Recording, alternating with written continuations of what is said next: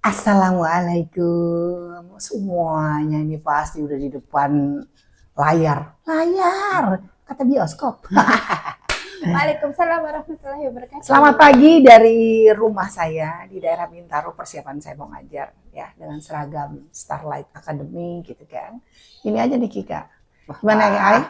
Apa yang bisa kita bahas hari ini Ai? Sebentar. Ini semangat merah putih nih. Iya bener. Oh 17-an. Kik, kita ikutan yuk. Yuk. Ada lomba banyak di daerah sekitar sini. Makan nasi aja, pakai rendang, pakai telur, Bu. Terus pakai sayur-sayuran. Bu, lomba 17-an bukan makan kremes. Dan ditutup dengan buah-buahan. Segar.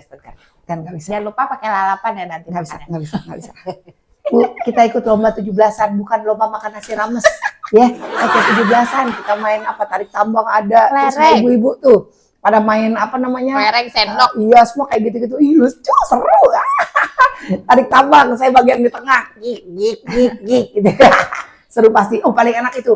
Paling seru kalau ngeliat kerupuk. Panjat tuh di atas panjat pinang. Wih, itu paling depan tuh. Nonton doang, nggak naik, enggak. Ya kita ngobrol lah. Berat. Kita ngobrol lah sekarang. Ini kan sebelum saya mau berangkat ke tempat sekolah. Ayo saya ngajar. Sekolah, ingat ya? Ayo sekolah. Itu waktu zaman kita masih SMP ya? SD. Ya, segituan lah ya. Oke, kita ngebahas sekarang tentang bagaimana meminimalisir rasa khawatir atau takut, kecemasan yang berlebihan. Ini abaikan saja rambut saya yang baru saya cuci. Kalau bicara soal kecemasan atau kekhawatiran atau rasa takut yang berlebihan itu kan semacam kayak paranoid? Ya bisa juga. Terus udah gitu kita tuh ngerasa kayak nggak tenang hidup kita. Ya, padahal kita sendiri nggak tahu penyebabnya tuh apa. Jadi yang pertama adalah cari tahu dulu apa penyebabnya. Bisa saja karena mendengarkan banyak cerita sebelum tidur tuh ya, atau sebelum kita melakukan sesuatu. Biasanya kalau orang tuh cemas tuh setelah dia beristirahat bangun tidur gitu, terus dia rasanya kayak dikejar-kejar apa gitu ya, segala macam. Nah, coba lihat dulu ya, coba dicek dulu sebelumnya. Pernah mendengarkan cerita tentang apa enggak? Atau pernah merasa sedang berdiskusi dengan orang membicarakan sesuatu yang sifatnya berat enggak? Perlu pikiran dan tenaga perhatian enggak gitu. Atau bisa juga karena faktor trauma. Ya, traumatis juga bisa. Jadi penyebabnya apa? Kalau memang kita sangat-sangat berlebihan, kita tidak jelas penyebabnya apa, sarannya Mama Ira sih memang sebaiknya konsul kepada yang ahlinya gitu ya. Dengan yang ahlinya supaya semuanya jelas gitu. Apa sih biasanya faktor kecemasan tuh kayak apa sih? Biasanya keringet dingin ya, tangan keringat dingin, nervous gitu ya, jantungnya deg-degan, terus kayak duduk kayak nggak tenang, nggak tahu mikirin apa gitu. Nah itu namanya tingkat kecemasan yang sangat tinggi dan biasanya itu perlu dicari faktor penyebabnya apa. Ya, oke. Berikutnya lagi kita harus tetap menjaga keseimbangan kita ya, pola berpikir kita dengan segala sesuatunya yang bisa membuat kita semakin nyaman, yaitu relaksasi. Pola relaksasi itu macam-macam, ada yoga dan meditasi gitu. Mama Ira boleh nggak kalau misalnya ini sebagai contoh relaksasi itu bangun tidur, kita santai dulu, minum kopi, ya. Seperti halnya ibu ini, kopi kebahagiaan. Ya, jadi nggak yang inner rush gitu ya? Ya, kalau kita bangun tidur itu kan semua otot-otot kita pada saat itu, kalau tidurnya kan ada gitu ya, ada orang tuh yang kalau tidur bisa tuh satu sisi aja gitu ya. Ada orang yang bisa tidurnya gocan, kalau orang Betawi bilang gedebak. Wah, gelundungan kemana-mana gitu. Dia mau kecil mau gede pokoknya semua bisa gelundungan gitu. Terus kalau saya tipenya ada bantal-bantal segala macam. Tapi itu mungkin melatih kita menjaga supaya sebetulnya ya rasa kecemasan itu bisa terjadi loh pada saat kita tidur.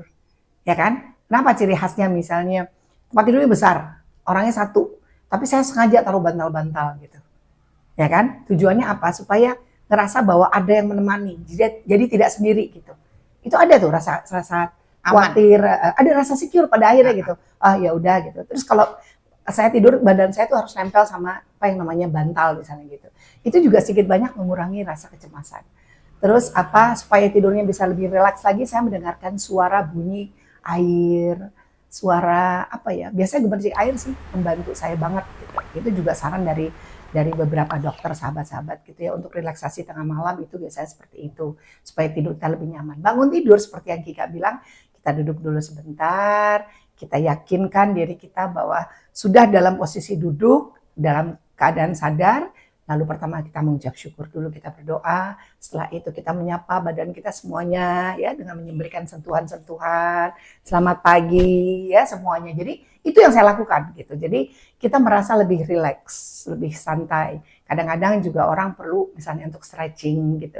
Itu juga Kika selalu mengingatkan saya, Rafa juga gitu. Karena Mama kan sekarang badannya udah nggak kayak dulu ya, bangun tidur udah kayak siap gerak langsung jebol gitu. Kalau sekarang kan enggak gitu ya. Kalau dulu pakai kering itu langsung gudung-gudung bisa gitu. Kalau sekarang yang tenang dulu mah, jangan langsung bangun gitu kan. Karena keseimbangannya kita semakin usia pasti takutnya gerakan sedikit salah aja. Enggak semua pakai tata caranya gitu. Itu salah satu yang dipakai adalah pola relaksasi gitu. Atau kan pijit bisa nggak sih? Bisa, pijit bisa dong Kik. Pijit kan tujuannya adalah menetralisir ya. Jalannya. Darahnya lancar. Aliran darahnya lancar gitu kan. Supaya pijitnya tuh, kalau saya sih pijit kesehatan ya. Jadi yang betul-betul tahu ototnya, urat-uratnya gitu. Apa kabar Tono gitu. ya? Tono apa kabar ya Ton? Ya Allah. Jadi Mas Tono itu adalah masseur yang ahli Kika namanya kita bilang itu refleksi. Ahli refleksi kesayangan sekeluarga. Ya, jadi salah satunya seperti itu, terus yoga juga bisa. Jadi banyak sekali hal-hal yang bisa kita lakukan. Tapi selain itu juga makanan jangan lupa Kak. Ya kalau makanan harus lagi keseimbangan pola makan yang sehat. Sayuran ada, telur ada. Kalau kita kan biasa makan telur. Ya protein itu kan telur. Ya bisa lah semuanya. Dagingnya apa daging? Dagingnya boleh terserah, mau ayam boleh. Ayamnya dikukus atau disote gitu dengan sedikit minyak. Kayaknya kangen ini deh. Ati ampela gitu ya, enak kali ya. Ati ampela ayam. Saya ampela aja deh. Kamu hatinya.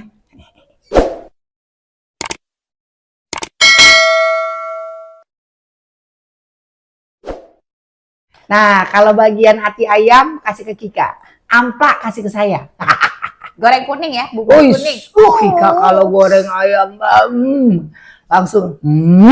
Kalau tadi kan pola hidup sehat ya, olahraga, tidur yang cukup, segala macam, diharapkan tidak ada stres lagi yang bisa memacu atau memicu yang namanya faktor stres atau kecemasan, ketakutan yang berlebihan. Tadi kan Kakak udah bahas juga dengan seseorang yang ahli.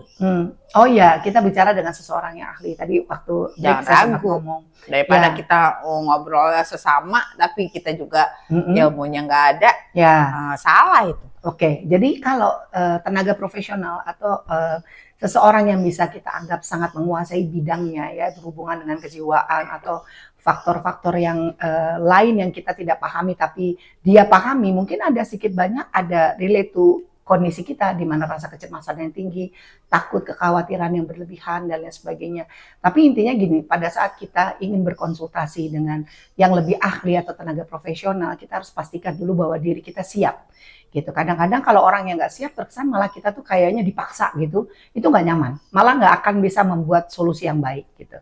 Kita yakin dulu bahwa kita akan bertemu dengan orang yang profesional, adalah orang yang tepat untuk kita ajak bicara dan lain sebagainya. Jadi mindsetnya kita juga kita harus set dulu, gitu. Mindset kita akan konsultasi dan lain sebagainya. Jadi nggak bisa pada sembarang orang lah gitu. Bisa kebayangkan dua-duanya penakut misalnya, atau rasanya cemas berlebihan, misalnya kekhawatiran tinggi, terus dia nggak bisa menghandle situasi kondisi. Aduh, gue kayaknya ngerasa tuh semalam tuh gue tuh kayak orang mau kecekek gitu segala macam. Terus yang satu lagi ngomong gini, aduh sama gue juga tadi malam kayak ketindik malah. Udah selesai deh pulang gitu ya. Jadi carilah tenaga profesional. Kebayang kalau orangnya nggak profesional atau yang nggak bisa menguasai kondisi dan situasi. Aku ya kalau misalnya mau ngakuin cemasnya aku tuh kadang-kadang ini ngelihat almarhum mama sama tante aku gitu. Kalau misalnya dengar sesuatu yang misalnya gitu. Nah, tante aku tuh suka bisik-bisik. Nah, mama aku tuh cemasnya tuh bukannya ada apa gitu, enggak. Dia marah-marah. Kurang sih. Ayo sih. Nah, itu juga bisa ya. Iya, jadi karena cemas. Jadi dia bisa jadi Iya, semuanya gini. Pokoknya lucu aja gitu. apapun yang terjadi, situasi kondisi yang terjadi pada diri kita yang berlaku pada saat ini atau yang kemarin pada yang akan datang itu kan semua come up dari otak kita. Jadi kembali lagi cara berpikir, pola berpikir, mindset kita gitu. Ya itu tadi di bawah ambang sadar kita sudah menimbulkan rasa kecemasan yang berlebihan. Kalau tadi kan Kika bilang kalau ada tantenya atau uanya yang ngomong, Mama. mama gitu. Ari mama kan, almarhumah kan pasti ngomongnya, naon sih? Kenapa sih masak bisik? Biasa aja gitu, dengar apa? Ya udah kalau dengar sesuatu samperin, lihat langsung gitu. Maksudnya dibarengi dengan pembuktian. Iya, padahal dia juga mungkin cemas gitu. Tapi kan refleksinya berbeda gitu ya. Atau misalnya gini, biasanya ibu-ibu nih yang mengkhawatirkan anak-anaknya. Anak-anaknya yang udah usianya nih, yang lagi susah-susahnya nih. Nanti kapan-kapan kita bahas ya. Ini berdasarkan pengalaman. Usia sekitar 9 sampai 15 tahun. Itu periode jungkir balik, gaya kayang, tolak peluru, lempar lembing semua pokoknya. Karena setiap kali kita ngomongin apapun dia pasti akan ngejawab gitu. Apalagi anak sekarang akan menjawab, akan kasih argumen, akan kasih pembuktian, akan kasih ini itu semuanya. Dan pasti sifatnya akan terus kelihatannya sepertinya orang tua menganggap dia tuh mereka menuntut aja gitu. Nah ini satu nih. Nah apalagi kalau udah ngurusin anak-anak. Kita kan biasa memberikan kepercayaan ya. Nah kepercayaan itu harus kita pupuk sedari dini. Ya, caranya apa? Dengan cara disampaikan dengan bahasa yang baik dan benar. Intinya adalah bertanggung jawab atas apa yang sudah mereka lakukan atau yang akan mereka lakukan. Misalnya, mama kasih kamu kesempatan nih, misalnya gitu ya Kik ya. Ayo anak-anak usia 9 tahun, 10 tahun, ma aku mau main ke rumah temanku, boleh. Oke. Kalau kamu belum punya handphone, dipastikan mama minta nomor telepon orang tuanya. Ya dong, kalau anak kecil gak punya handphone, boleh dong kita tahu nomor telepon orang tuanya. Jadi setidak-tidaknya ada yang bisa kita kontak ya kalau ada sesuatu. Kedua, kita kasih dia kepercayaan. Pulang jam berapa, Nak? Aku nanti pulang sebelum sholat maghrib. Oke, pulanglah sebelum sholat maghrib ya. Jangan lupa nanti di rumah harus begini gitu. Jadi semuanya tuh harus ada kepercayaan terhadap anak-anak kita. Ini penting sekali. Biasanya kecemasan itu timbul karena anaknya. Kalau anaknya setiap kali kita baterai gitu, halo, jam berapa pulang nak? Kira-kira 10 menit lagi. Apa mama mau jemput? Itu yang bikin kita susah.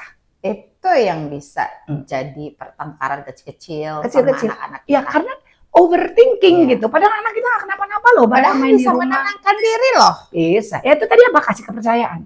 Karena itu kontak mamanya, komunikasi dengan orang tua, dilaporkan kayak gitu-gitu. Banyak lah faktornya. Tapi yang pasti sih, yang paling penting nih, the last, bukan depan tidur. Hindari situasi yang memicu Ya. rasa takut dan khawatir itu gimana tuh? Kalau kita sudah bisa membalikkan atau kita sudah bisa merubah pikiran negatif kita menjadi hal yang positif, ya, selalu berpikiran positif atau berpandangannya diarahkan ke yang positif, ya. Misalnya contoh lagi, kok aku belum dibalas nih sama Mama Ira nih, orang lain udah dibalas tulisannya, aku belum dibalas. Mohon bersabar, karena saya pasti sibuk, tidak mengurusi hanya menjawab DM atau TikTok saja. Jadi pikiran jangan, oh Mama Ira sombong, oh Mama Ira belagu, atau tetangga sebelah, alah dia mentang-mentang begini, gue tengok dia gak mau deh. Jangan ya, coba kita berpikiran positif. Oh iya, mungkin semuanya sedang sibuk.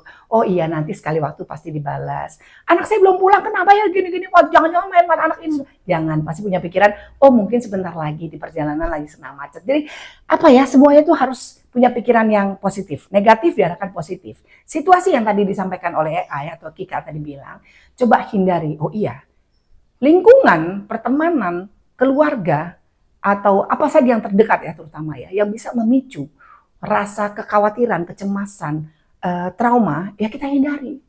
Untuk apa? Kita ada di situ.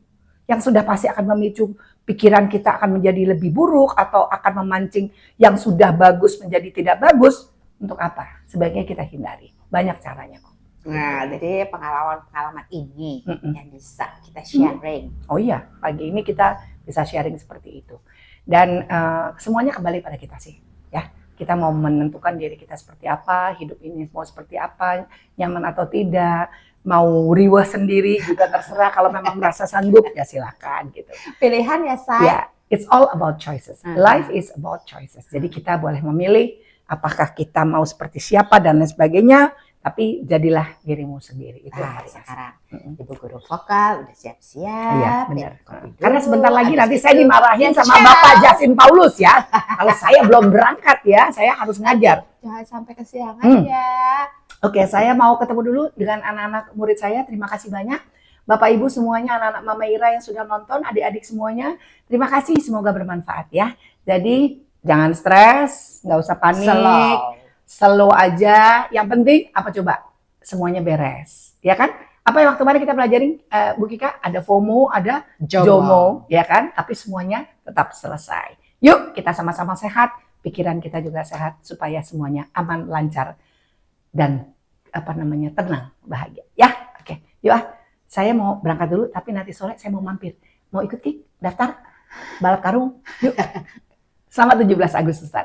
Silahkan berlomba. Merdeka. Yuk, kita sama-sama sehat. Merdeka.